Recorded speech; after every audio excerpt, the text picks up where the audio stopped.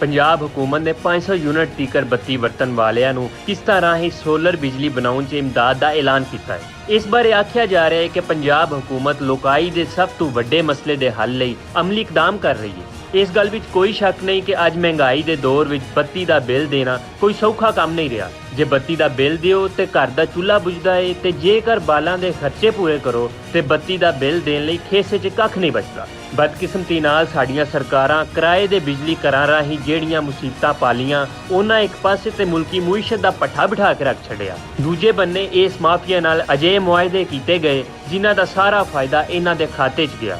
किराए दे बिजली घरां तो किस ने किन्ना कमीशन खादा ते किस ने किड्डी वड्डी दिहाड़ी लाई, ये सब पता होने के बावजूद मुल्क दे मुजरमां दे गलमे उत्ते कदी किसे हथ नहीं पाया। होर ते होर इन्हां महंगे मुआहदियां उत्ते कार्रवाइयां करन वालियां हुण मुद्दत पूरी होण मगरों बहुत सारे IPPs नाल मुआहदे दी मुद्दत वधा दित्ती गई। इस माफिया के खिलाफ कदे भी किसी सरकार कोई पॉलिसी पक्के पैरी नहीं बनाई, क्यों जे लोकाई दा लहू नचोड़न वाले इस माफिया दियां जड़ां किसी ना किसी तरह सरकारां नाल ही मिलदियां ने। पंजाब सरकार दा सोलर बिजली लई वड्डा प्रोग्राम सराहनयोग है, पर इस तो पहला जरूरी है कि तुसी लंघे मुआहदे खत्म करो तां जे मुल्की मुईशत अपने पैरां उत्ते खलो सके।